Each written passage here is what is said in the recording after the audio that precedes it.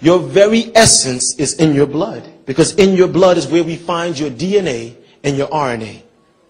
And your DNA and RNA is that which takes you all the way back, father to son, mother to daughter, all the way back, before these beings called Europeans ever walked upright. But why didn't you know about it? Why didn't they tell you that there's a science that talked about who you are and that can control your destiny? Meaning, we can tailor-make what type of person you will be based off your genetics. Give you an example. Say if your grandfather was a pharmacist, a chemist, you call him here, right? It's within your DNA to be a chemist. But based off of your RNA, which is that which interprets the environment that you're in, will depict what type of chemist you will be.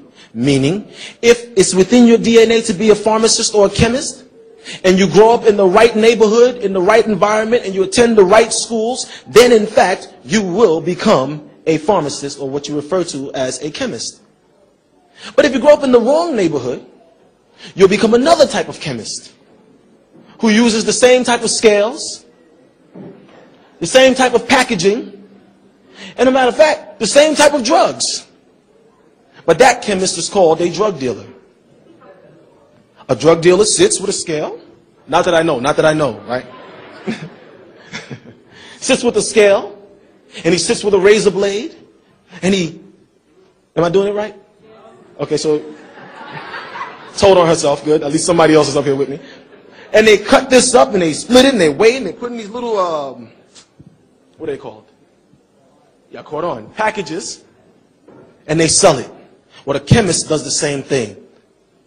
But your DNA, your blood, will depict, based on your RNA and how it interprets the environment around you, will say what you will become. Now, why is that important in solar biology? And why should that be important to you and me today? Because of the children that we have in this room with us today. We have to start focusing their genetics towards superiority. And I don't mean superiority in saying the white man's this and the white man no. I mean, you could say it, but that ain't it. Superiority means doing superior things to all others. You see, when you look at the so-called Japanese, the Japanese were bombed in 1945 in Hiroshima and Nagasaki. Did they lay around and cry about it?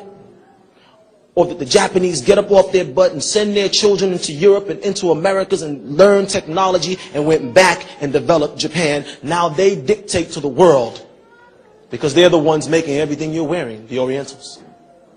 Every computer chip and everything else, that's where it's coming from. In solar biology, we focus on your DNA, on your genetics, on your genes to find out who you are, and what you're supposed to be. We always stand up and say, well, we're great kings and great queens of Africa. But to be great kings and great queens of Africa, we have to start doing kingly things again. And that doesn't just mean I'm a king by words, but I'm a king or a ruler by action. And you won't have to say you're king or you're God or you're deity. Other people will look at you and see by the works that you're doing that you're deity.